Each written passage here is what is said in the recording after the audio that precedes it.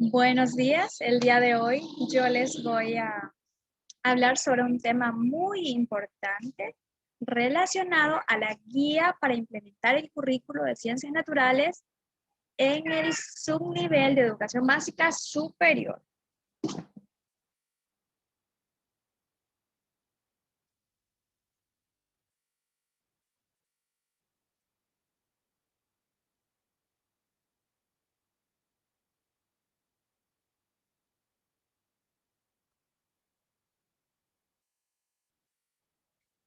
Ya, como les explicaba anteriormente, esta guía está referida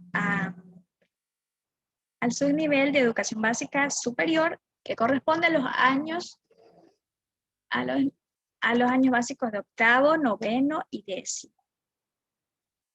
Esta guía consta de una parte introductoria que se caracteriza por dar a conocer el propósito de las ciencias naturales. Y el propósito de las ciencias naturales es aportar con una serie de metodologías explicativas y predictivas que se ejecutan mediante procesos de búsqueda, observación directa o experimental. Esta guía también le sugiere al estudiante que se empodere de los conocimientos, es decir, que lleve la teoría a la práctica, porque la práctica es lo que le va a ayudar a tener buenos resultados en su aprovechamiento escolar y en su vida.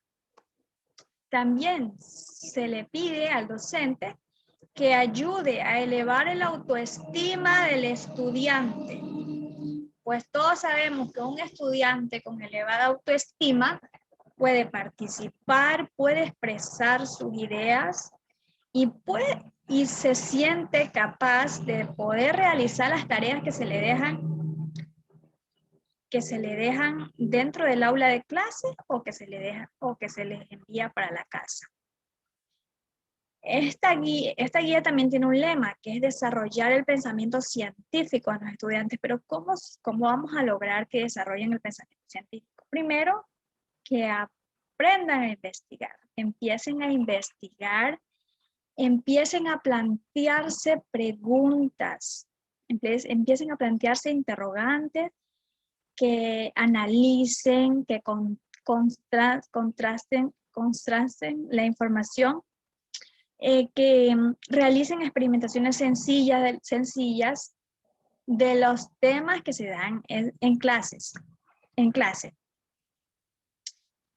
que puedan verificar los resultados de las diversas experimentaciones sencillas que se hacen en el aula de clases, y de esta manera puedan obtener conclusiones y de esta manera llegar a una verdad. También nos dice que el currículo del área de ciencias naturales contempla contenidos relacionados con las formas de construir ciencia, el trabajo experimental, el lenguaje propio de la ciencia y las actitudes científicas.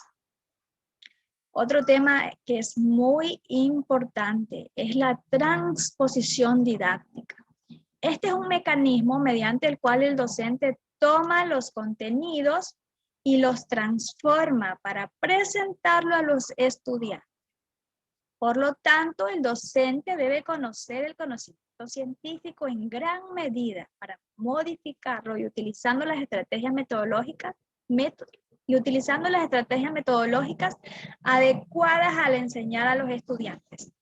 Con este precepto se entiende que el maestro debe consolidar los saberes investigando a través de varios autores el conocimiento científico.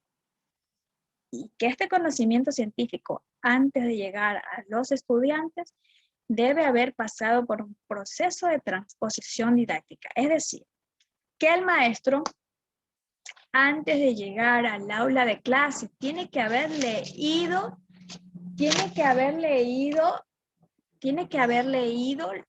el contenido que está en el texto del tema que va a dar. Tiene que dominarlo, tiene que comprender qué dice ahí en cada párrafo y buscar información, comparar, contrastar la información con informaciones de otros autores. Puede modificar este contenido científico porque puede adaptarlo de acuerdo a la edad de los estudiantes.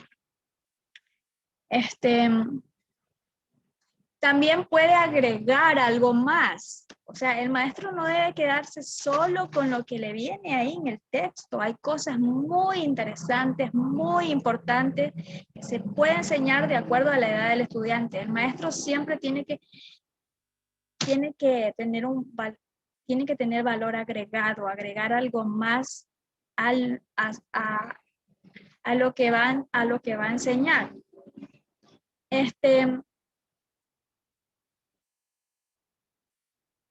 Miren, aquí les he traído dos ejemplos.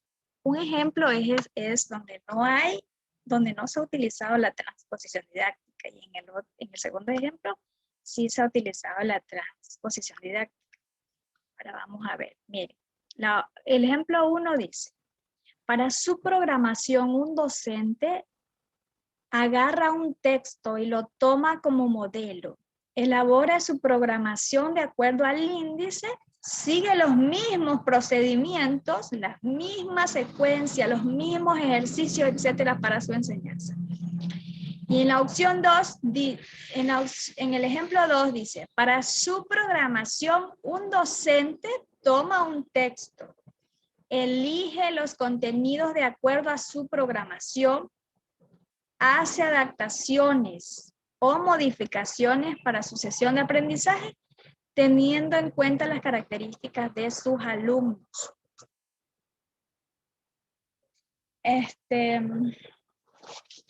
¿Cuál de las dos opciones piensan ustedes que está más adecuada? Pues yo pienso que la segunda opción es la más adecuada, porque el docente debe tomar el texto, elegir los contenidos que realmente están acordes a la edad de los estudiantes, porque últimamente están viniendo en los libros, la persona que elabora los libros pone cosas que no van de acuerdo a la edad de los estudiantes. Y entonces el maestro debe estar consciente de aquellas cosas e ir poniendo, e ir enseñando las temáticas de acuerdo a la edad del estudiante. Y de acuerdo a las necesidades que tienen ellos. Recuerden que al aula nos llegan muchos niños con distintas necesidades educativas, y por lo tanto el maestro debe adaptar el conocimiento para que ese conocimiento pueda llegar a estos niños. Ya, esta guía también nos habla sobre una temática relacionada del currículo al aula. Por ejemplo, miren, la transposición didáctica le permite cuestionarse al docente sobre estas tres directrices. La primera directriz es: ¿qué voy a enseñar? Se refiere a seleccionar los contenidos establecidos en el currículo dependiendo de la asignatura, nivel y subnivel, de tal manera que el maestro tiene libertad de acción para elegir un contenido. Como todos sabemos, al menos los que somos maestros, sabemos que en el currículo nos vienen los conocimientos básicos y los conocimientos imprescindibles. Y el maestro tiene la elección de escoger entre qué enseñar: conocimientos básicos o conocimientos imprescindibles, pero tiene que saber que los conocimientos imprescindibles los estudiantes lo deben adquirir al término del subnivel. Si no lo aprende, estos estudiantes tendrán inconvenientes en el subnivel, en el siguiente subnivel al que vayan a cursar.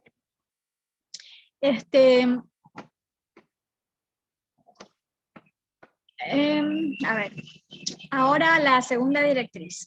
¿Para qué voy a enseñar? Es decir, ¿con qué propósito el maestro va a enseñar un contenido en un determinado momento?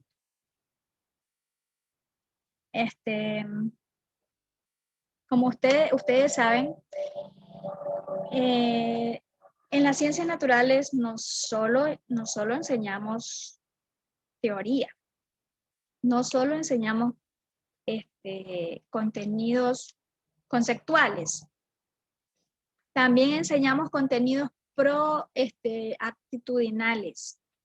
O sea, que lo que yo vaya a enseñar desarrolle en los estudiantes algún valor. Algún valor puede ser el respeto por el medio ambiente, un valor, el respeto hacia el cuerpo de uno mismo, el respeto hacia todos los seres vivos que existen en el medio ambiente. Ya. ¿Para qué voy a enseñar? O sea, que cualquier contenido que yo enseñe vaya de la mano con un valor, con algo que ayude a mejorar la calidad de vida del estudiante. Ahora, ¿cómo voy a enseñar?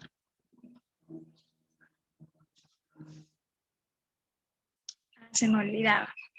¿Para qué voy a enseñar? Se me olvidaba algo aquí. ¿Para qué voy a enseñar? Todo lo que enseñe debe ir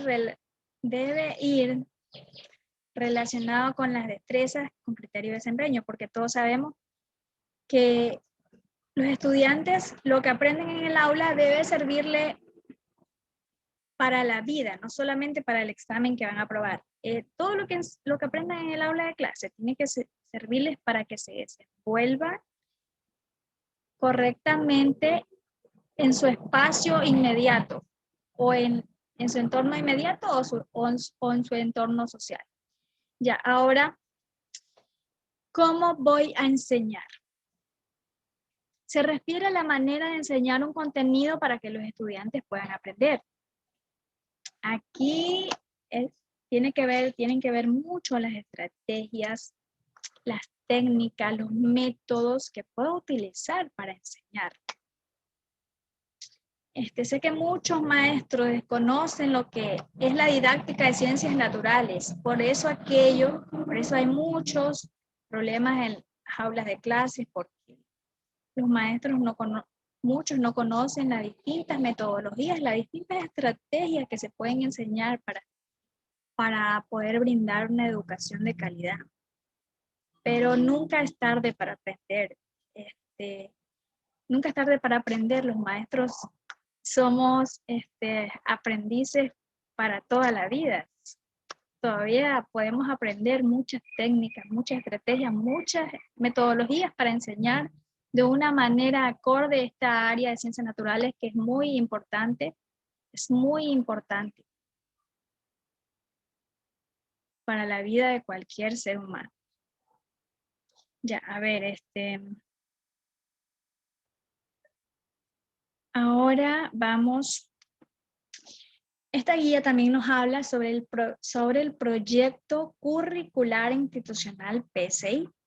Este es un instrumento que contribuye a proporcionar las herramientas necesarias para ejercer en gran medida la práctica educativa y está orientada a satisfacer las necesidades primordiales de los estudiantes. Quiere decir, este proyecto curricular institucional PSI se enfoca más en resolver los problemas pedagógicos. Además, es considerado como la parte primordial del proyecto educativo institucional. ¿Qué quiere decir? Que el PCI está incluido o está dentro del PEI. El PEI es el proyecto educativo institucional. A ver, el PCI tiene como principal aliado el ideario de la institución educativa, pues en él debe apoyarse para promover una cultura educativa que se visualice a través de la práctica de valores. A ver, ahora les voy a hablar sobre los 3 niveles de concreción curricular en la educación de nuestro país. Estos 3 niveles de concreción curricular corresponden al primer nivel, que es el nivel macro, segundo nivel, que es el nivel meso, el tercer nivel, que es el nivel micro. El nivel macro corresponde al nivel central, que es al Ministerio de Educación, que es el encargado de emitir un currículo nacional obligatorio y que tiene la característica de ser prescriptivo. En el nivel meso, son las instituciones educativas quienes realizan las planificaciones curriculares institucionales y anuales a partir de un currículo nacional con carácter flexible. Quiere decir que las instituciones educativas son las encargadas de realizar el proyecto curricular institucional PCI, el PCA y el PCA, y no solamente el PCI, el PCA, sino que también el PEI, el Proyecto Educativo Institucional. Y ahora vamos con el tercer nivel, que es el nivel micro. Aquí en el nivel micro, los encargados de realizar la planificación microcurricular a partir de un currículo son los docentes que trabajan en el aula de clases.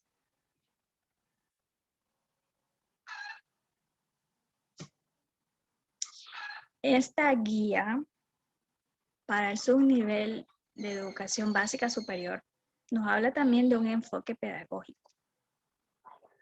Este enfoque es dinamizador, es innovador y es liberador. Es dinamizador porque se pretende que los estudiantes sean educandos activos, que construyan su propio conocimiento usando como medio a la investigación y el trabajo cooperativo. Dinamizador. Que sean activos. Y es innovador porque se pretende que los estudiantes no se limiten a repetir y a memorizar los contenidos que se les dan, sino más bien que sean capaces de crear nuevas ideas que van a ayudar a su entorno local y social. Pero no solamente a los estudiantes se les pide que sean innovadores y que sean creativos y que tengan nuevas ideas. A los maestros también, este enfoque también les sugiere a los maestros que lleven al aula de clase nuevas estrategias, nuevas metodologías, que sean capaces de innovar, de renovar la enseñanza-aprendizaje. Ahora, desde el enfoque liberador. Liberador, ¿por qué? Porque las ciencias naturales tiene como principio rector formar personas con capacidad observadora y de análisis que puedan discernir entre lo que está bien y lo que está mal, expresando siempre sus puntos de vista. Y esto puede ayudarle a sí mismo y a la sociedad. Como todos sabemos, un estudiante que piensa, que razona, es un estudiante que no se deja manipular ni influenciar negativamente por otras personas. El haber desarrollado la capacidad de argumentar, de observar y de criticar constructivamente puede ayudarle. El desarrollo de esta destreza puede ayudarle a transformar su vida y también a transformar su entorno.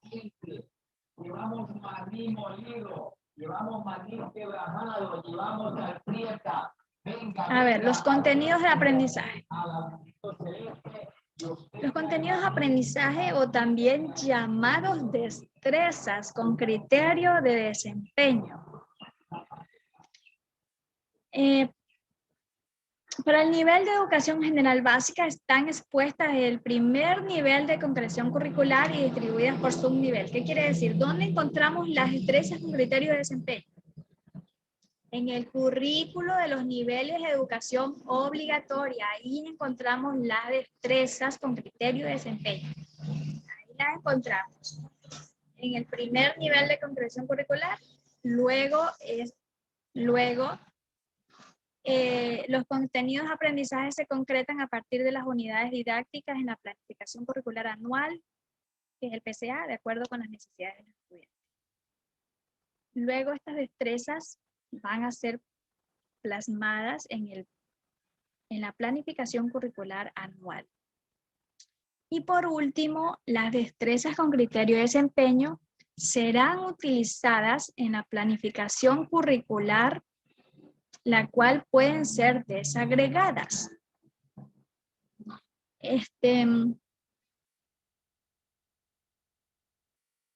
Ya, decíamos que las destrezas también están distribuidas por subnivel.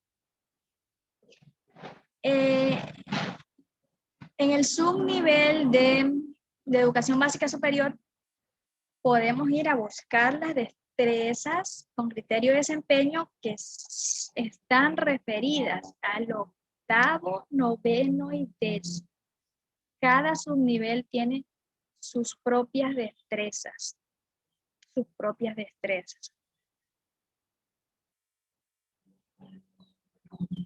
Ahora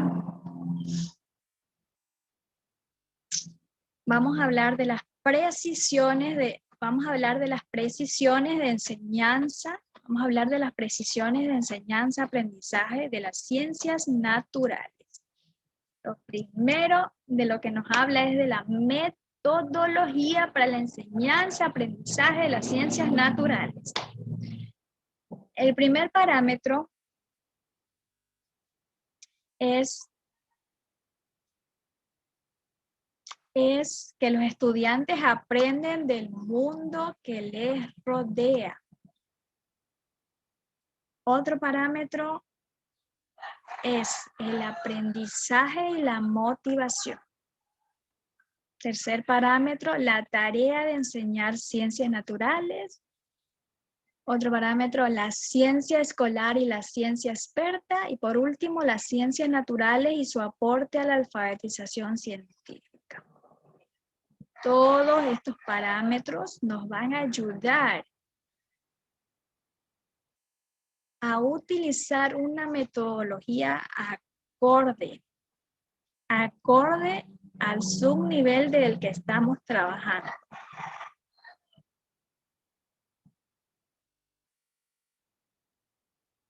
Ahora, el primer parámetro que hablábamos anteriormente era de que los estudiantes aprenden del mundo que les rodea.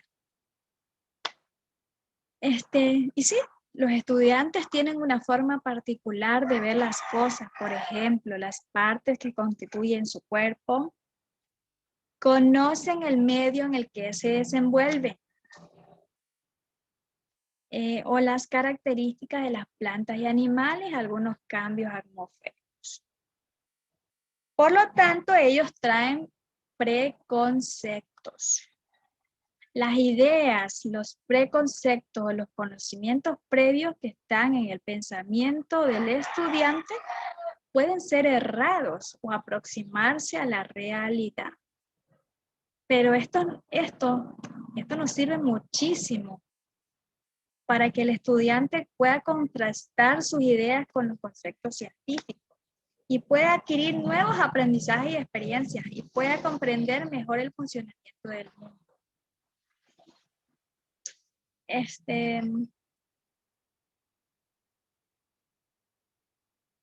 Miren, en esta vida todo tiene una razón de ser, nada sucede así porque así. Y asimismo en la educación, los preconceptos, los conocimientos previos tienen una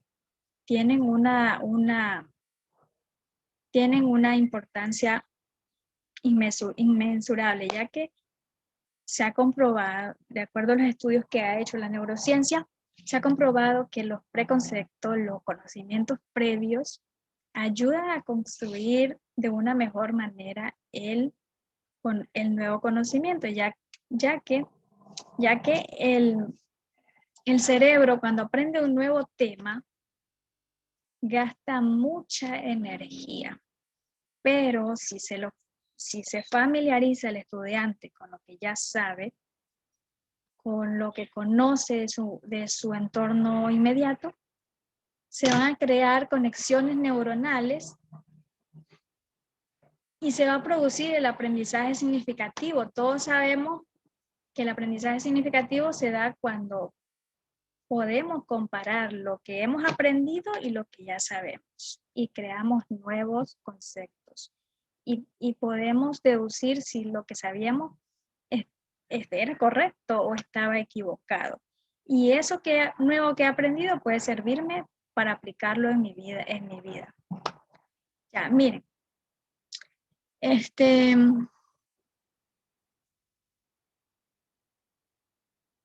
Ya, por ejemplo, las ideas y los preconceptos, además de lo que ya les expliqué, tiene otro nivel de importancia.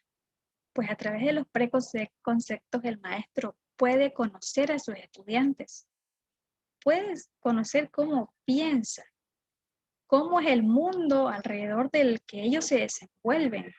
Y eso son pautas importantísimas para el maestro para que pueda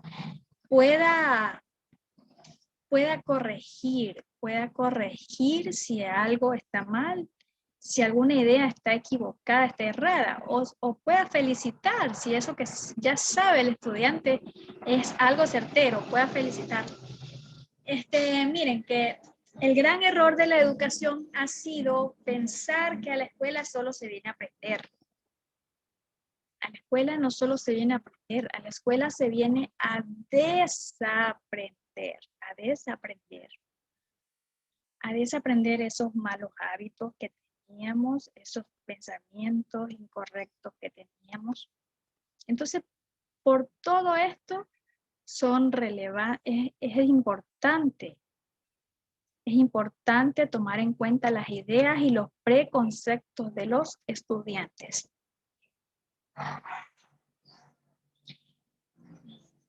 Otro parámetro que es súper importante, que es el aprendizaje y la motivación.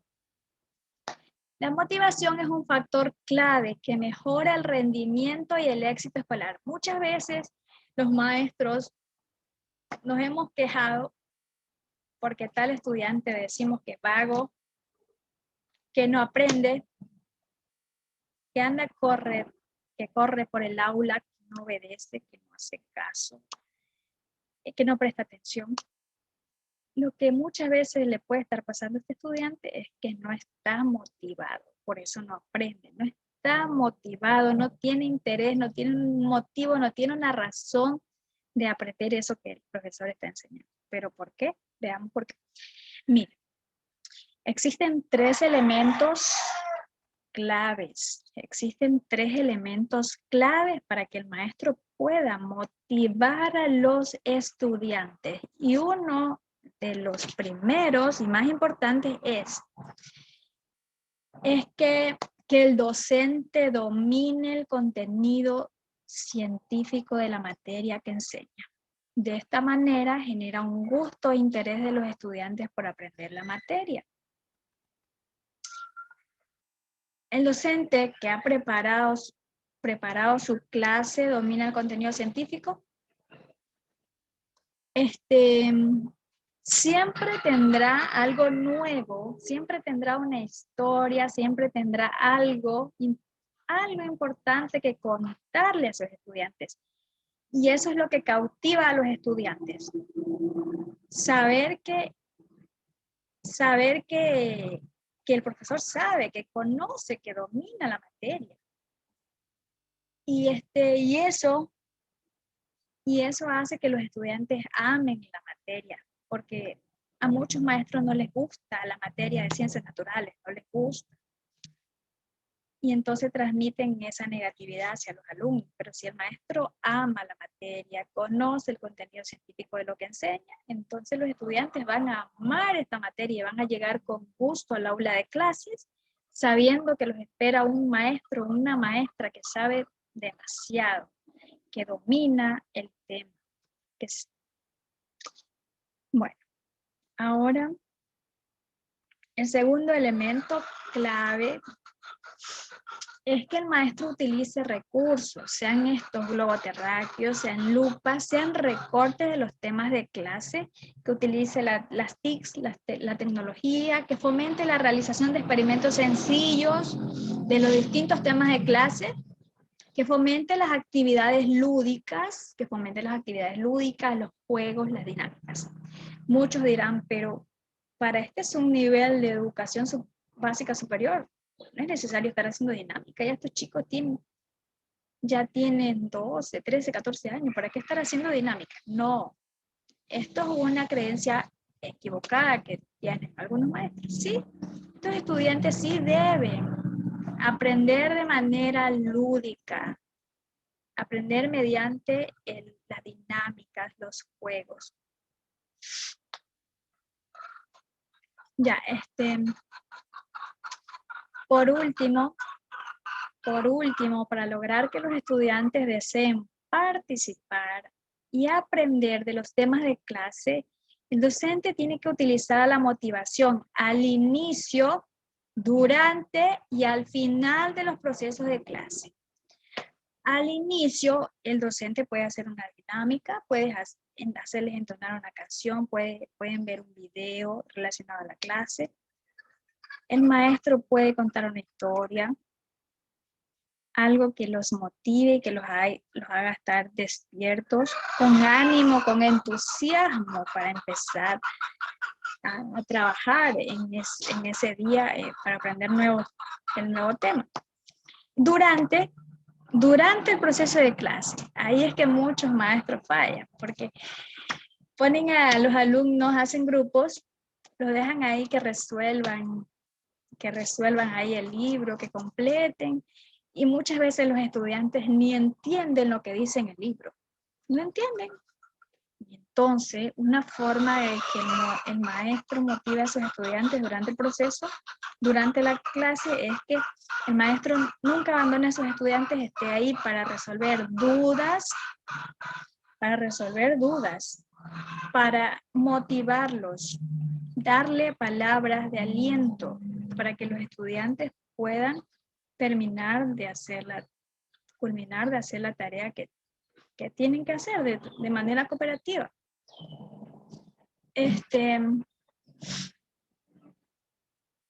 Y al final de los procesos de clase,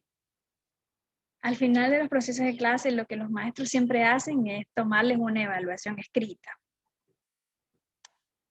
Y no debería ser así. ¿Por qué?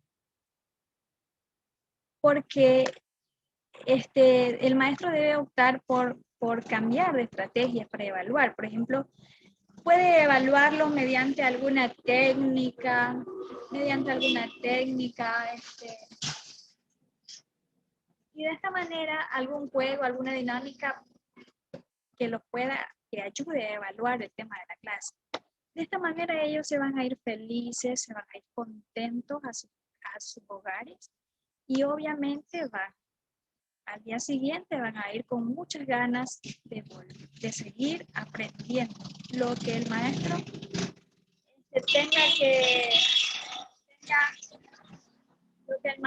tenga que enseñarle relacionado a los temas que vienen en los textos de octavo, noveno y 10º año básico.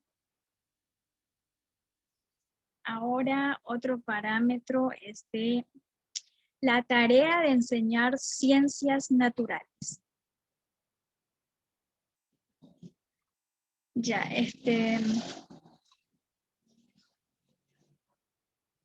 la tarea de enseñar ciencias naturales implica generar situaciones didácticas contextualizadas que recuperen las experiencias de los estudiantes sobre el entorno para relacionarlos con los contenidos de ciencia que se enseñan, a fin de que formulen preguntas sobre hechos sobre hechos familiares o conocidos y den respuestas gracias a los distintos conocimientos que van construyendo sobre la red. Muchos dirán, ¿qué son las situaciones didácticas? Las situaciones didácticas son aquellos hechos que ocurren en el entorno, sea en el entorno escolar o inmediato, que ayuden a aprender, que ayuden a obtener un aprendizaje.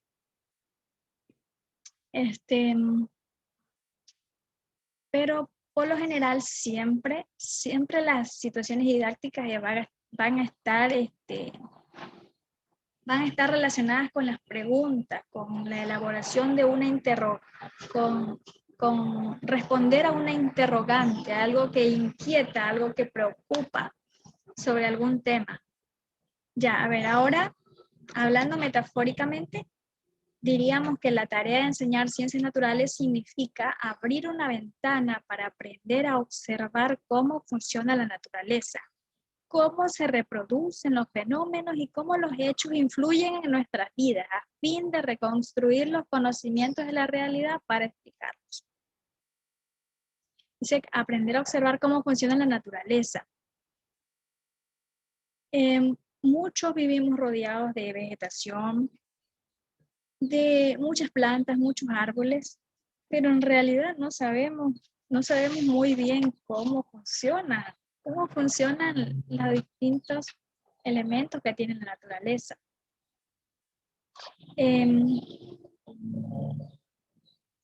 Yo, por ejemplo, desconocía el tema de la reproducción de las plantas. Lo desconocía. Y cuando me tocó dar el tema de la reproducción de las plantas, fui cerca de mi casa, busqué flores y fui a observar si de verdad las flores tenían estambres y pistilos. Y oh, sorpresa. Todo lo que había visto en la teoría, cuando fui a observar la flor, ahí estaban los estambres y estaban los pistilos. O sea, abrir una ventana para que los estudiantes puedan observar cómo funciona la naturaleza. Ya, y de acuerdo a esto, los estudiantes pueden explicar. De acuerdo a las observaciones que realizan, ellos puedan después explicar lo que observan. Ahora, la tarea de enseñar ciencias naturales implica tener como herramienta principal al lenguaje. El maestro todos los maestros de todas las áreas, sea lengua y literatura, sea sociales, sea matemáticas, o sea ciencias naturales, deben tener y desarrollar el poder de la oratoria. Todos sabemos que las palabras tienen poder. Las palabras tienen poder. Y el docente de ciencias puede influenciar positivamente a sus estudiantes con los mensajes que dé sobre los distintos temas de clase.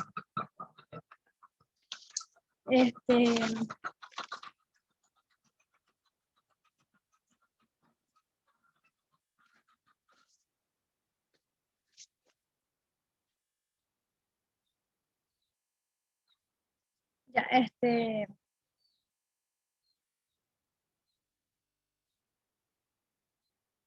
ya, a ver, el maestro siempre debe tratar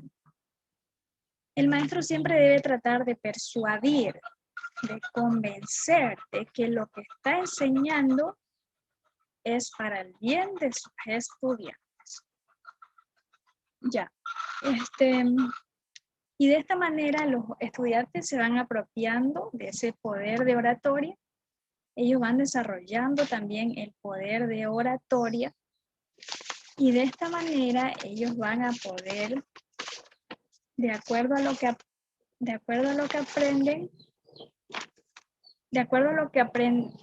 contenidos que aprenden, ellos van a poder expresar sus puntos de vista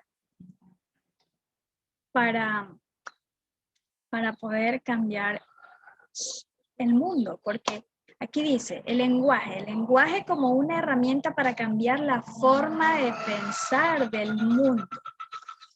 Y ya nos damos cuenta cómo muchos jóvenes están empezando a dar sus puntos de vista hacia el mundo entero sobre el cuidado y la protección del medio ambiente, sobre el cuidado de la salud. Ya, entonces el lenguaje es una herramienta poderosa. El lenguaje es una herramienta poderosa para influenciar la manera de pensar sobre los demás, pero siempre desde un punto de vista positivo. Ya, ahora las actitudes. Y las actitudes para la formación integral de los estudiantes, tales como desarrollar conductas como el cuidado y la protección del medio ambiente, mostrar un compromiso con un estilo de vida saludable mediante el autocuidado, la alimentación equilibrada y el ejercicio. O sea, que todo lo que enseñe el docente en el aula de clase sea para ayudar a mejorar la calidad de vida de los estudiantes. Y si la calidad de vida del estudiante mejora, ellos van a ayudar a que la calidad de vida de otras personas también mejore. A ver, ahora, esta guía también nos habla de la ciencia escolar y la ciencia experta. La ciencia escolar nos dice que debe ser coherente con los valores educativos que la escuela propone transmitir. Y la ciencia experta tiene como finalidad descubrir por medio de la teoría u observación y experimentación para llegar a comprender el mundo. A ver, en la ciencia escolar, los proyectos científicos escolares se construyen a partir de los conocimientos previos que tienen los estudiantes de su sentido común o de los modelos iniciales. Ustedes saben, son proyectos escolares sencillos. Y en la ciencia experta se construyen, los proyectos científicos se construyen a partir de los conocimientos empíricos de los grandes científicos. En la ciencia escolar, el objetivo de la ciencia escolar es enseñar al estudiante a pensar científicamente. Como ya les había hablado anteriormente, a pensar científicamente es que el estudiante investigue, analice, contraste información, lleve a realizar experimentos sencillos, luego verifique los resultados, llegue a conclusiones para llegar a una verdad. Ahora, en la ciencia experta, su objetivo es analizar, explicar por qué es como es la realidad, predecir o actuar, dominar la realidad y hacer que sea útil para el ser humano. En la ciencia escolar es necesaria la construcción de modelos que proporcionan la representación y explicación de los fenómenos naturales por medio de la transmisión didáctica. Aquí habla de la representación y explicación de los fenómenos naturales. Por ejemplo, en los libros viene una representación de la erupción de un volcán con materiales sencillos. Y de esta manera se puede explicar cómo erupciona un volcán. Ya. Ahora, en la ciencia experta dice, se necesita de estrategias como modelos matemáticos predictivos, interpretaciones sofisticadas de imágenes con relación a la tecnología. A ver, miren. La ciencia experta, por lo tanto, llego a conclusión, por lo tanto, de acuerdo a lo que yo he leído y analizado, la ciencia experta es un tanto compleja. Por aquella razón se le pide a los maestros a los maestros que enseñan ciencias que hagan una transposición didáctica. Es decir, que investiguen, analicen y adapten los contenidos científicos de acuerdo a la edad, al estilo y ritmo de aprendizaje de los estudiantes. Por ejemplo, un maestro no puede poner a hacer un experimento que sea para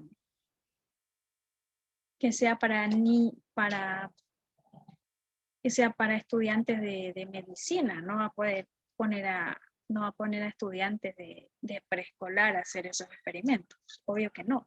Los experimentos que realicen tienen que ser de acuerdo a la edad de los estudiantes. Las investigaciones que realicen tienen que ser de acuerdo a la edad de los estudiantes. A ver. Y por último, el último parámetro es el de las ciencias naturales y su aporte a la alfabetización científica. El objetivo fundamental es poner en marcha una propuesta de trabajo en el aula alineada a generar situaciones de enseñanza y aprendizaje que recuperen las experiencias de los estudiantes acerca de los fenómenos naturales para que logren plantearse interrogantes como, mire, tal vez no entiendan todo lo que leí ahí, pero generar situaciones de enseñanza y aprendizaje no es otra cosa más que plantearse interrogantes sobre distintos hechos que suceden para encontrar y llegar a la conclusión o a resultados sobre determinados fenómenos o hechos. Ya miren, aquí hay unas preguntas, unas interrogantes. ¿Cómo influyen las condiciones de un ambiente en las características de las plantas? ¿Cómo influyen las condiciones de un ambiente en las características de las plantas? ¿Por qué debemos reconocer los materiales de los objetos? ¿Cómo afectan las variaciones de temperatura a los seres vivos? Una vez, dice, de esta manera podrán elaborar explicaciones a sus interrogantes, utilizando diseños experimentales, sencillos y guiados. El maestro es un mediador, siempre que tiene que estar guiando al estudiante, ayudándole a aclarar dudas.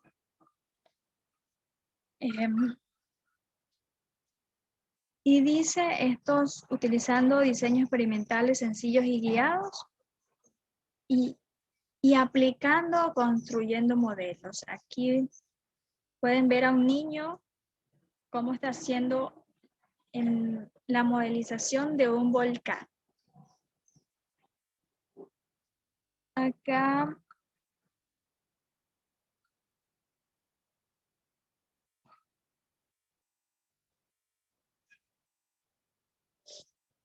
ya mire, hay veces que no nos quedan claro algunas terminologías, algunos términos no entendemos y por lo tanto el maestro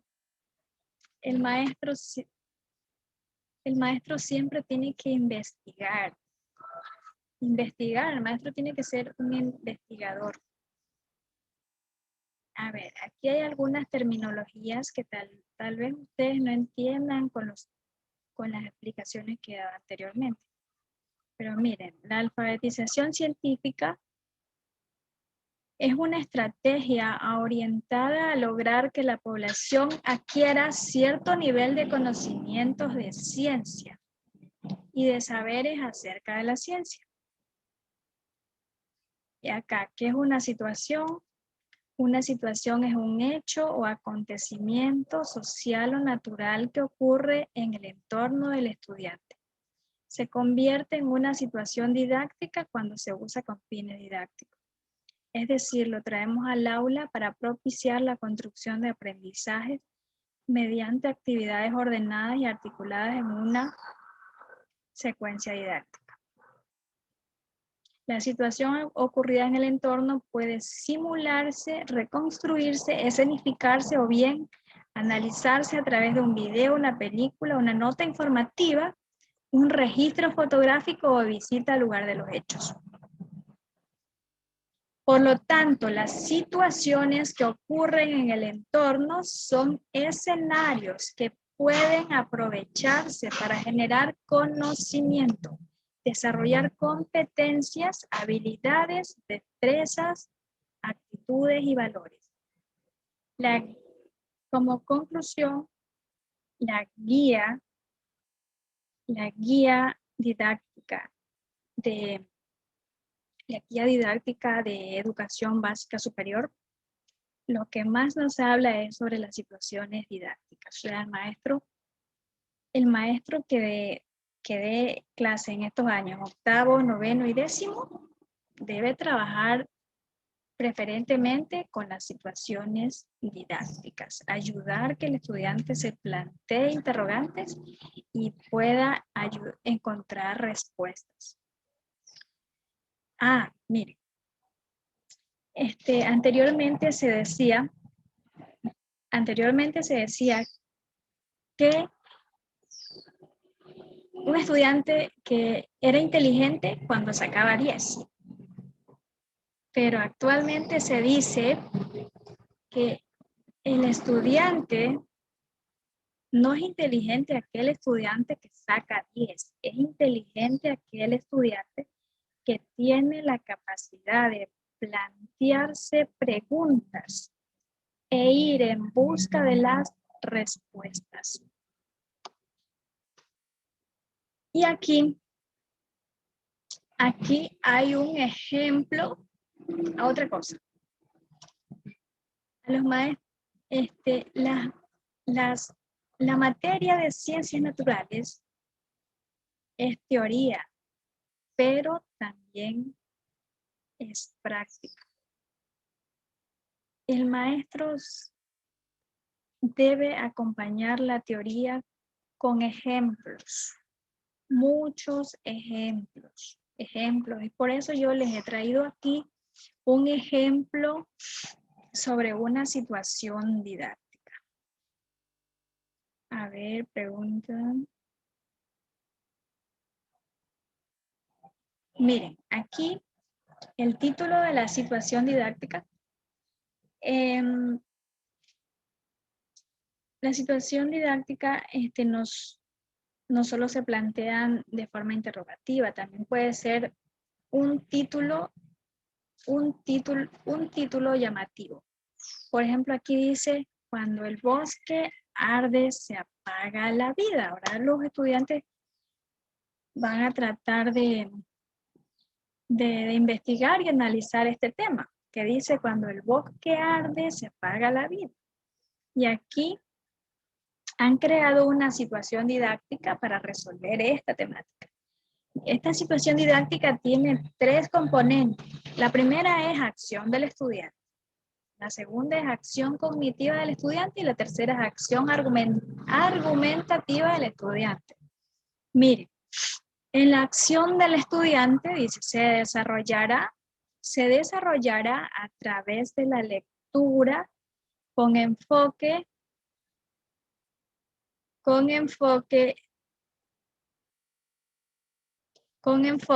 ciencia, tecnología, sociedad y ambiente, para identificar una problemática ambiental, la quema de los bosques y su relación con el concepto de cambio químico.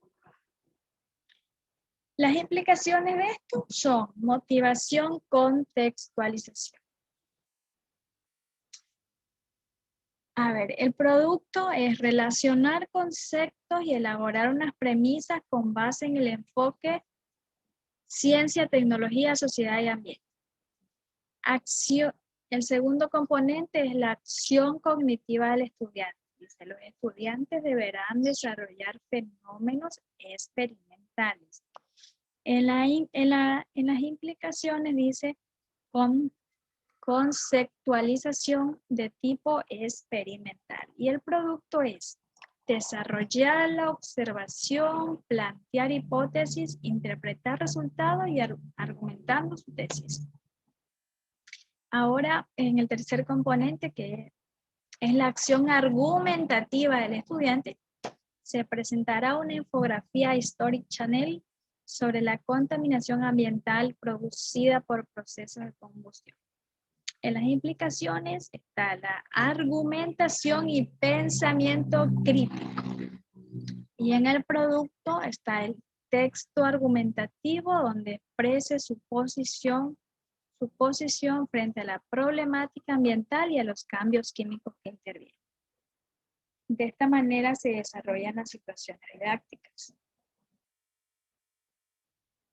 Pero recuerden, siempre trabajen con muchos ejemplos. Ciencias naturales, trabajen con muchos ejemplos para que los estudiantes puedan comprender la teoría, que se les da en el aula de clases.